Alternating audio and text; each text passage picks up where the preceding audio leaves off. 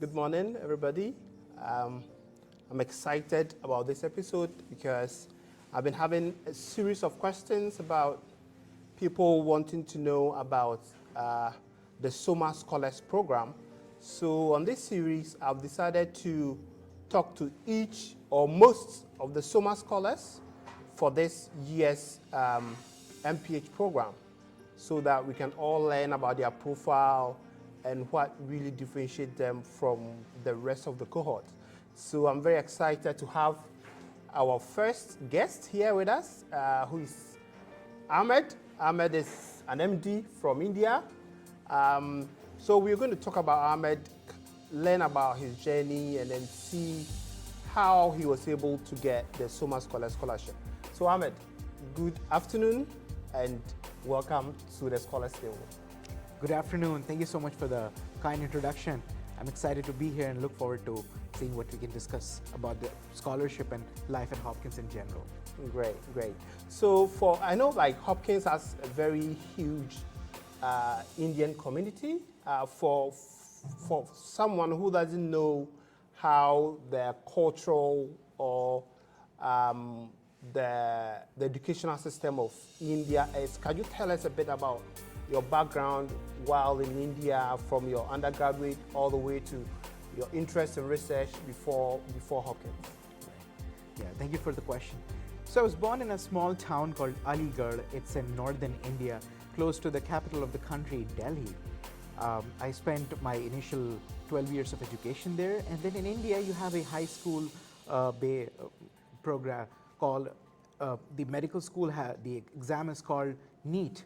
And basically for the NEET, around 1.8 to 2 million people sit the exam, and amongst the top 50,000 scorers, you get a choice of your college.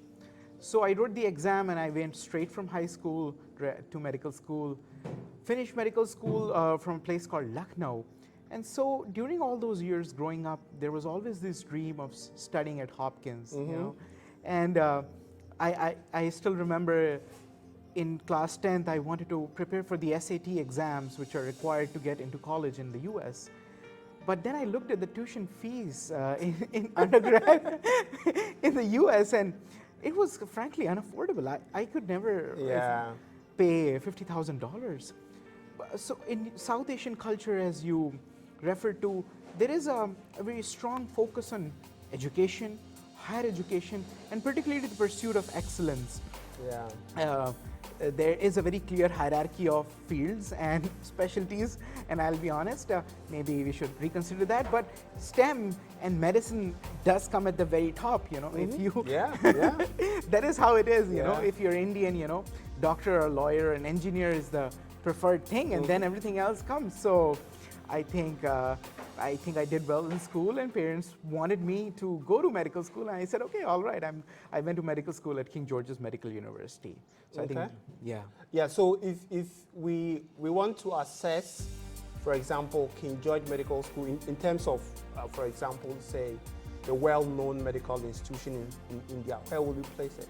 Yeah, so the great part is the government has done this for us, and so they publish their national rankings every year, and amongst the over 500 medical schools there are, King George's Medical University always ranks amongst the top 10 in general. Yeah, so that's pretty much a very, very reputable institution in India. That's good.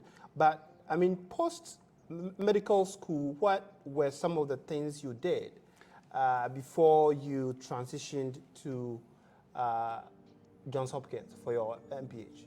Right. So during medical school, I came to the US in 2019 on a government funding called the Clarendon Scholarship, and it basically allowed me to do a research internship at the Department of Neurosurgery at University of Wisconsin-Madison. Thankfully, I came in summer, so I really enjoyed Madison, and I loved how closely academia was integrated with the clinical aspect of things, and I wanted that kind of life for my own practice, and that something, it was so aspirational. In India, it was extremely hard with the clinical burden to have an active academic setting. So that propelled me to pursue research during medical school, and then thinking about doing a postdoc after medical school in the US. And so, and this is something interesting, In third year of medical school, I got an offer for a postdoc, and then it was a mentor I dearly loved. And so once that postdoc offer was in hand, other people approached and they were interested. I said, "Oh, I'm so sorry, I've already said yes to somebody else." But then as I was just about to graduate medical school, something happened at that department, and the leadership of the department changed. And the department said, "We are so sorry, all the promises that were made could not be honored."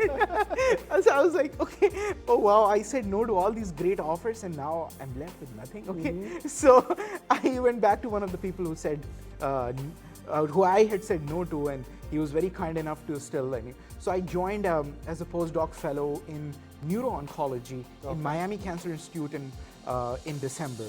So I graduated from med school in September, and immediately after, takes a couple of months to do the visa, and I joined doing clinical research and especially involvement in clinical trials at Miami Cancer Institute. Wow, that seems like even right from medical school to be engaged at that level of research seems to be a very interesting journey.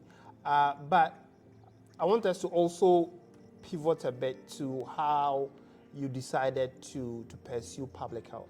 So what really was the motivation for you to think about, I think I need a master's in public health, and I think it has to be a school outside of India? Right, yeah. So I think there was always this dream of studying at Hopkins, which still remained. And so I have being involved in clinical research, you realize that there's so much error and error-prone methodology that we utilize. And I said, I must do better. So I did research training courses on the side, but that was not enough. And I said, no, I need to go back to school and really learn how to do quantitative research appropriately. And I felt that, having an MPH with particular focus on epidemiology and biostatistics was going to be, I think, very meaningful for me on this journey. So that's what I came to Hopkins for, to sharpen my quantitative skills, so that in the future, when I'm an academic surgeon, I can use some of those skills and pursue health policy and outcomes research. Okay. All right. I think that's good to know. That's a very good motivation for your Masters of Public Health. So when you decided to apply to graduate school, what were some of the considerations? Which programs were you particularly interested about? Right. So in this podcast, I'm trying to be honest. And so, if you're working in the US, and especially if you have a degree from a low middle income country, I think it does help to have an American degree, especially from one of the institutions, US people consider as highly ranked. And so I applied to most of the Ivy League programs, and thankfully I applied to Yale, applied to the Harvard MPH program, Brown, applied to Hopkins. So, other than that, I also applied to Oxford and Cambridge. Okay, so you have the experience of applying to both UK schools and then the US schools. Yeah, that's pretty much interesting. So the schools that you applied to, how many did you get into? So I got into all of the schools except one, and I think that was the University of North Carolina, Chapel Hill. I think maybe I was not a good fit there. I was very shocked by that rejection, because most of the schools that I applied to, I had gotten scholarship offers, and it was great, and I felt like on top of the world. But then this rejection comes out. I was like, okay, it's okay. They can take that rejection. I mean, I'm going to Hopkins. Yeah, I mean, I think I didn't apply to UNC because I think UNC had a separate application from SOFAS. Yeah. So the whole thing just made me annoyed, and I left it. So I think that was the only school I left out. So you got admission to Hopkins, Harvard, Cambridge, Oxford, and what else? Yale, Brown. Okay. Yeah, that's pretty much impressive. So let's talk about the journey itself. During the application process, how did you go about the whole thing? I mean, let's talk about your initial research? How did you go about looking at schools, deciding which schools to go into? Did you have any mentors that you spoke with? Definitely, I think, and I would like to credit one mentor in particular, Waqas Haq, who was also a Sommer Scholar. Yeah, he's a good friend. Yeah, and he was a Sommer Scholar, did his MPH from here, and while he was a medical student, he did research that got into JAMA and JAMA internal medicine. Yeah. Very, very brilliant guy. He's right now a resident at NYU. He was a very helpful mentor. The other thing I think, so there were a couple of considerations in doing this degree. So some of the skills that I wanted out of my degree, I already had them because I was doing active research, had published like 40 plus papers by the time I finished medical school. Mm-hmm. So one, I think I wanted it to be a top school, and I think that was meaningful for me, but other people may have different motivations. Yeah. The other part, I wanted to be in a school that apply to a school that there was a possibility of getting a full scholarship, because I did not want to pay for my degree. Exactly. I had no capacity to take on any student loans, so I think that was an important consideration for me. The third aspect is I always also cognizant. I don't want to apply in a place where even if they give me 100% tuition scholarship, then living by myself and just paying the rent would be so costly, it would be prohibitive. So I never applied to Columbia, even if a lot of people said, hey, you should go for Columbia, because I said, even if they waive the entire tuition fees, I can't live there. Yeah, I can't live there unless they pay me $30,000 separately. And same thing, I didn't apply to any the Stanford or Berkeley, I was like, no chance. Yeah. So with all these, how did you then decide that Hopkins is the place? I know, like, for me, the differentiating factor between Hopkins and Harvard was the fact that I got a Sommer Scholarship at Hopkins. And the second other consideration was that it was a dual degree. So that, that kind of sealed the deal for me to come straight to Hopkins. So for you, what was your main decision to choose Hopkins? I think I'll echo the same as you. Once I got that Sommer Scholarship email, I said, I'm clicking decline on every single thing. But I'll be honest. So a small kink came. So the issue that came is then I had applied to a degree program at Oxford. They have a Center for Evidence-Based Medicine called the MSc in Evidence-Based Healthcare, and I applied there. So, and because I was like submitting applications, I'd hold this application ready, I had submitted there, I got accepted. Then they also came back a month later and they said, hey, we are giving you the Clarendon Scholarship, which is basically Oxford's top graduate scholarship that's given to 1% of applicants. So and they said, we can't defer the scholarship. I was like, okay, what do I do? So thankfully that program is part-time. It just started this October.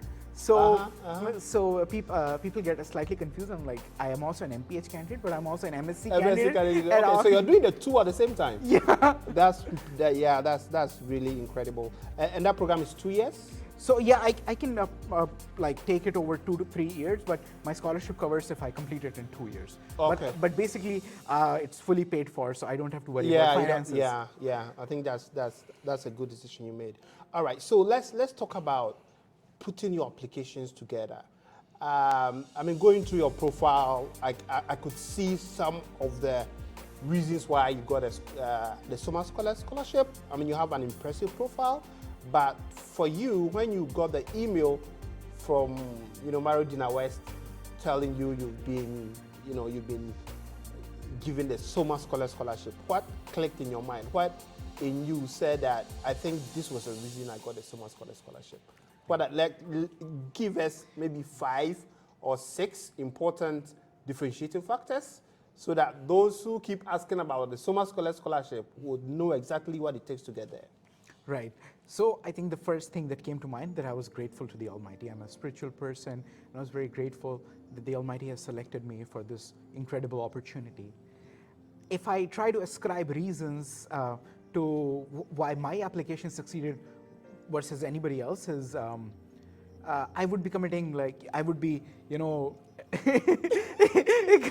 conducting a major biostatistical error from this N of 1 trial. Yeah. And so I don't want Dr. Dina West to be looking at this podcast and saying, how can you conclude such a thing being in the epidemiology biostats concentration, Yeah. You don't have any data, this is all anecdotal. But still, I think a good place to look for what the people in the Sommer Scholarship Committee are looking for is on the website itself. And it's very thoughtfully designed. So if you go by the criteria, so one is academic accomplishment.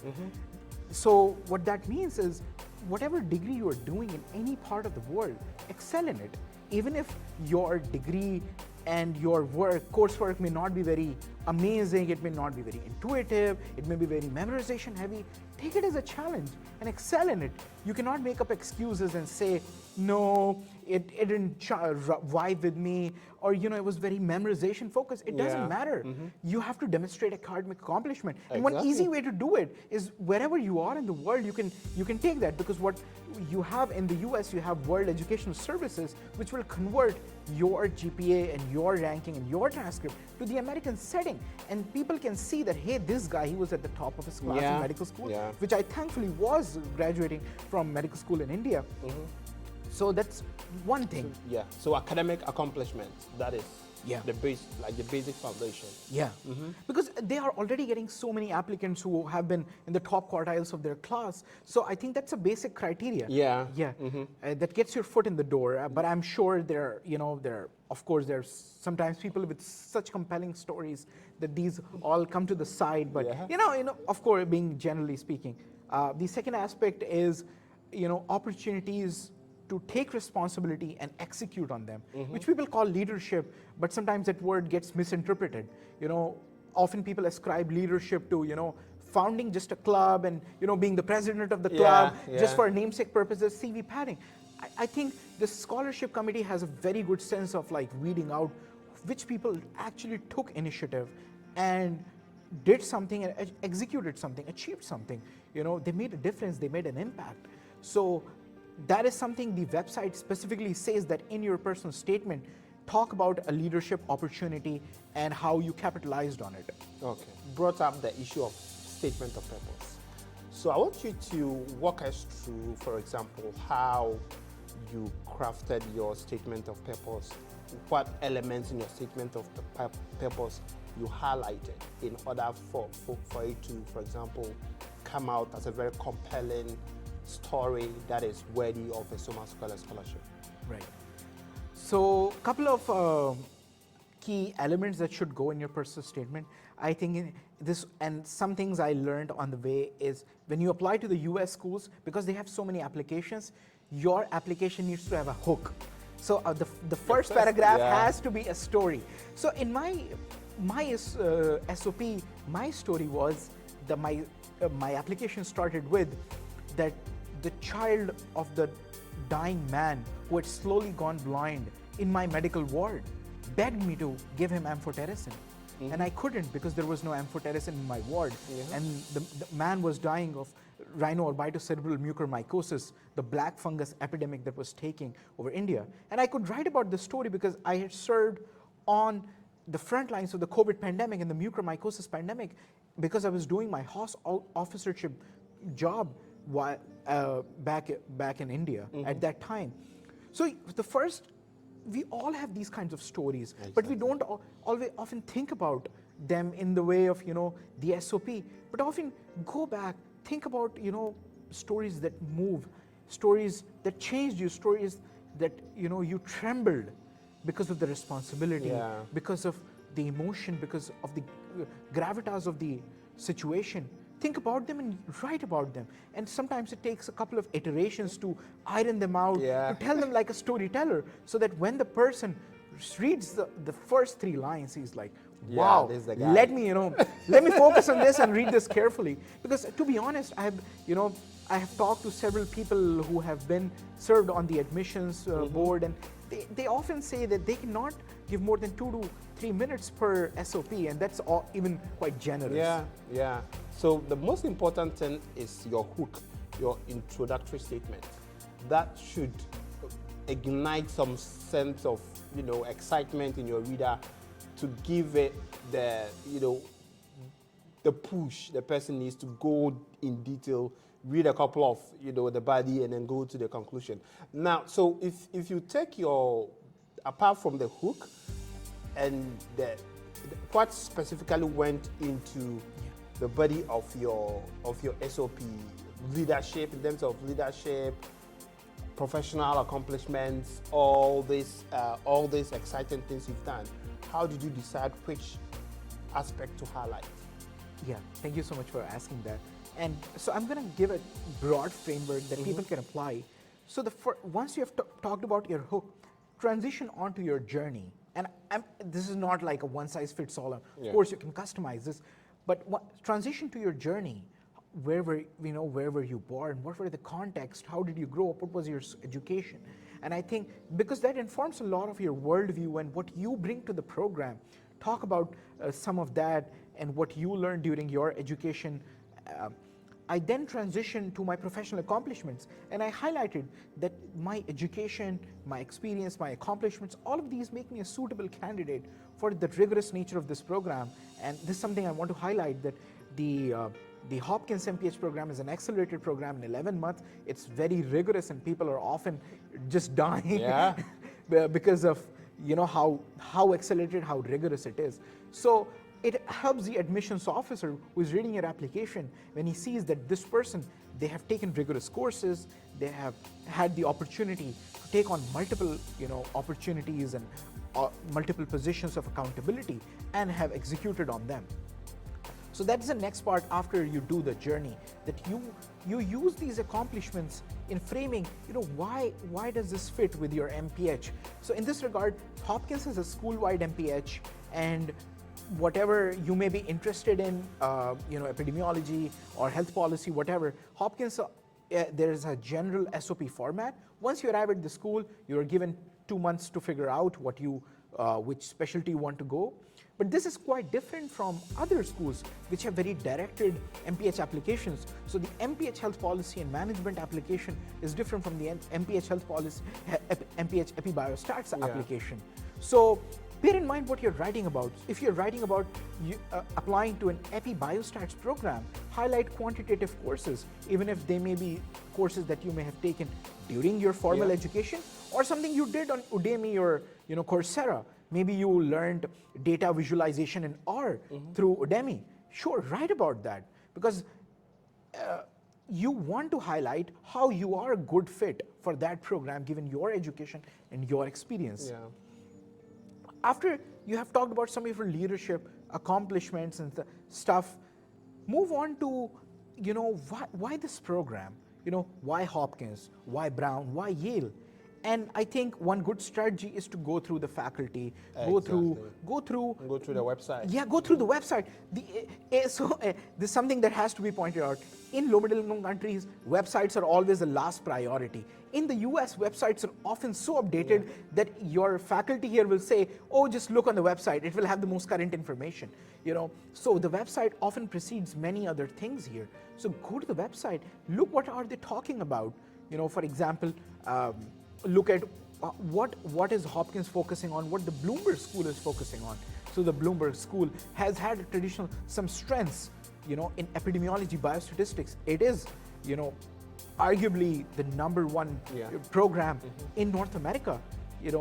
That may or may not be true for health policy, where, sometimes Dartmouth has a very health policy rigorous program. Yeah. So tailoring that, or why do you want that specific program, or what do you want to get out of it? So that's what I also highlighted in my application. I was coming to Hopkins to benefit from their incredible and with a long history and a long tradition behind it, their epidemiology and biostatistics, and I think that really helped. And finally, keep it short. You can't tell too many stories. This is a common thing we do. We're very verbose. Back in low middle income countries, we write 5-page emails, and that's not gonna cut it, So the way to do it is you write a long SOP, maybe 2.5 pages, and then you sit down and you show it to different people, and you say, what can I cut out? Yeah.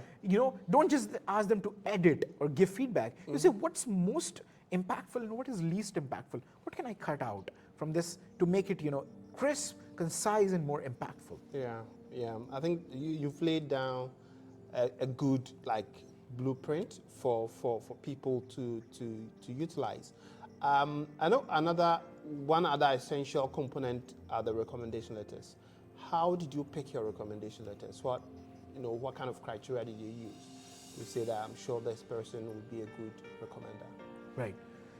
So for recommendation letters, aim to get them in early. That's one, I think, the most important thing, because it takes time. The SOPAS application system, when somebody sends in the recommendation letter, there is a lag period. It can often be even 2 weeks. So start thinking about this early, because you can always write up your SOP and submit it at the last minute. But you can't get in your LORs on the last day if you just start thinking about them, because as SOPAS will take some time to verify these LORs and then have them displayed to the program.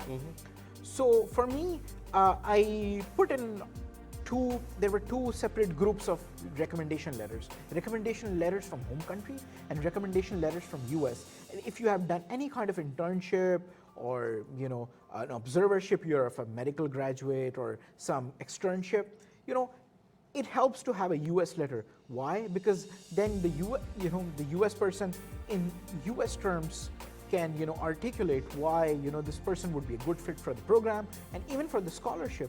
And the reason why I tell this is because back in my home country, the style of the LOR is very different. Often LORs are 2-3 paragraphs. They're filled with adjectives, and they just say the person is very hardworking, very meticulous, very diligent.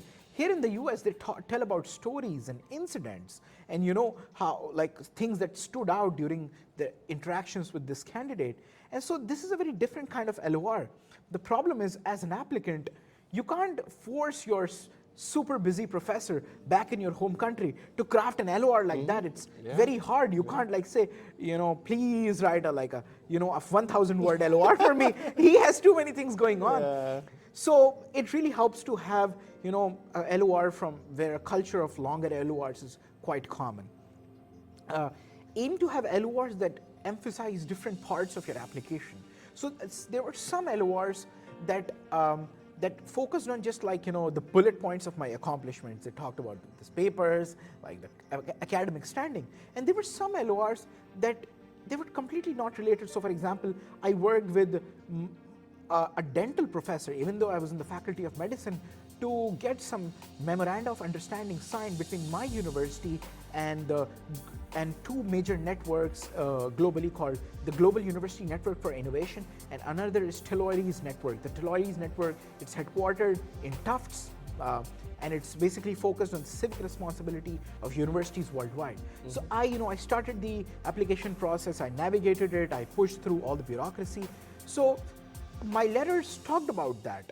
They didn't talk about my academic, that specific LOR. So I think having a complement of letters, one that talks about how you contributed to some voluntary experience, the other talking about your academic accomplishments, other maybe talking about your research. All of this, I think, builds a cohesive profile of who you are as a candidate. Yeah, that's true.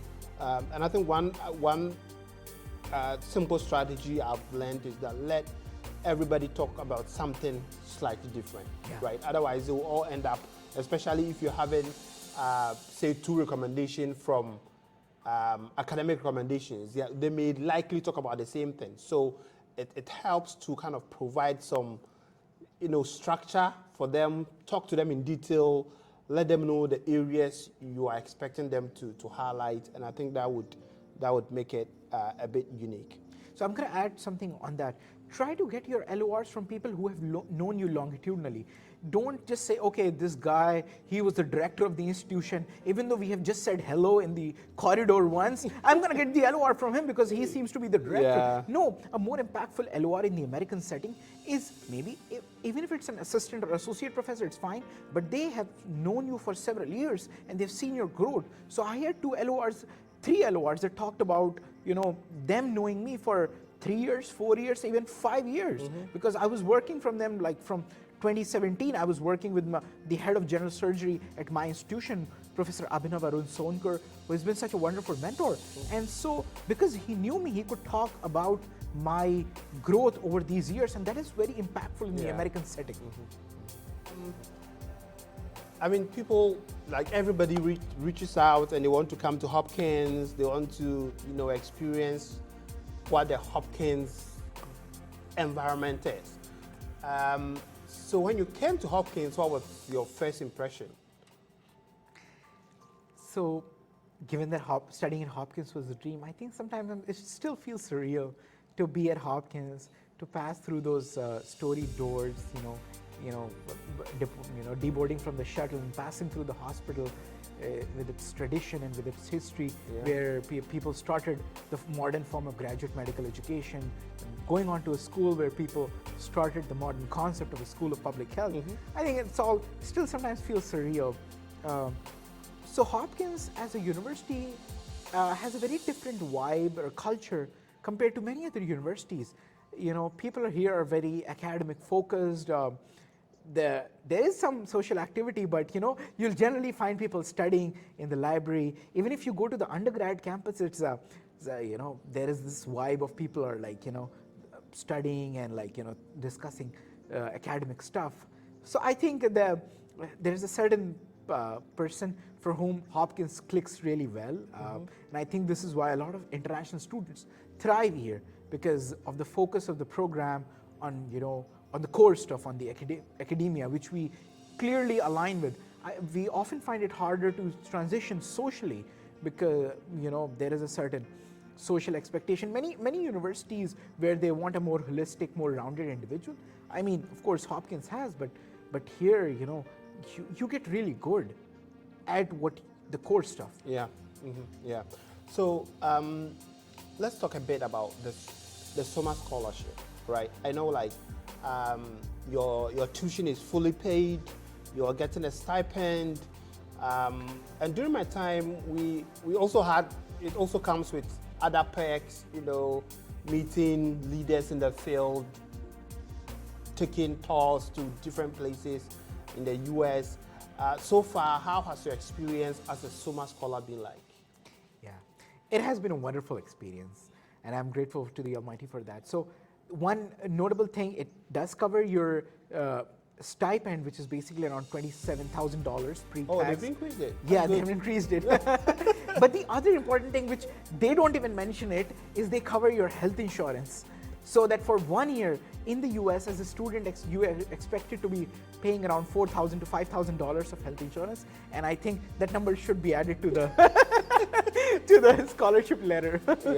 Yeah. So regarding what you mentioned of the professional development opportunities, I think those have been phenomenal.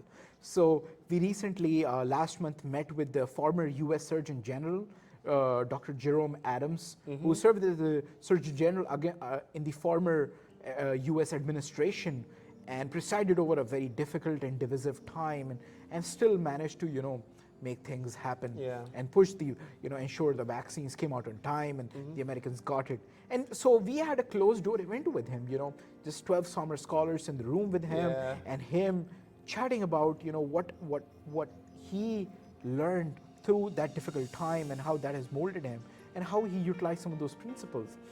So I think learning some of those behind the scenes stories has been very impactful, and in addition to the general kinds of workshops that a lot of these programs on leadership development have, that how do you present yourself, how do you think about your goals, your mission, vision, all of that, of course. Yeah.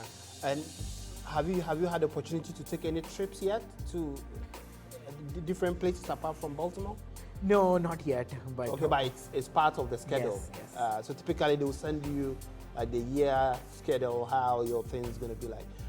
But how is the food? The food is great. The food is great, right? Yeah. I mean, that is one of the main things people attend their meetings for, because the Sommer Scholars food is always the best. Yeah. So it's like I'm so grateful during that week. I don't have to pack tiffin during this day. I'm gonna get great food and maybe an extra box to take home. Yeah. Great. So I mean, it's really an exciting experience, especially if you're here as a Sommer Scholar. But looking back from India, your experience in the educational system, coming to the US occasionally, and now as a Sommer scholar, what is the vision that you want? How do you envision the future for yourself? Post MPH, what do you want to do? Let's say looking back, if you want to look forward in 10 years, what do you want to see yourself, or how do you want to see yourself? Right. So after this MPH, I want to utilize all of what I have learned, building my quantitative skills, learning epidemiology, biostatistics, and merge that with the clinical research enterprise. And I hope to be an academic neurosurgeon. And so neurosurgery in the US is 7 years long, residency, and then typically you do 1 to 2 years of fellowship. So when after 10 years, I hope to just be finishing fellowship and Yeah. yeah.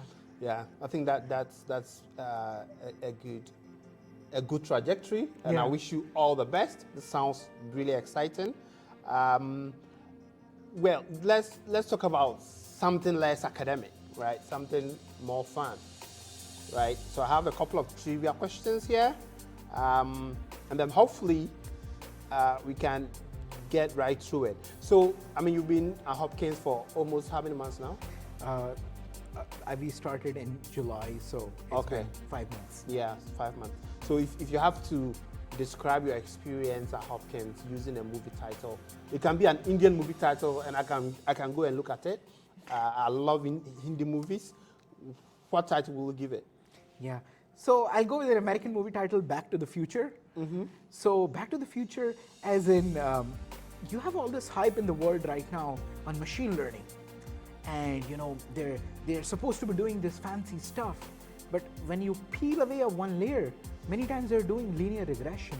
So I'm going back to the basics, the concepts that statistics and statisticians have known about for over a century, and I'm learning them, and then I hope to be applying, because a lot of times you have people who in the ML space, some of them who are doing great work, but some of them who are just using newly originated terms and concepts. So I think this has been a nice experience learning the fundamentals, because they never change. Okay. What is the most funniest or most unexpected misconception you had about life in the US or at Johns Hopkins? So regarding life in the US, you grow up watching these US movies. Many of them, they take place in New York, and they all display the US people as super busy, and there's certain stereotypes that go around. Yeah.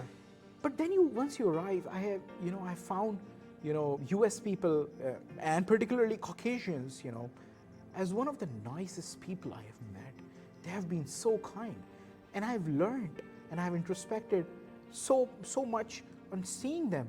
There are people that are going a certain way, and you ask them, hey, can you tell me the direction for XYZ?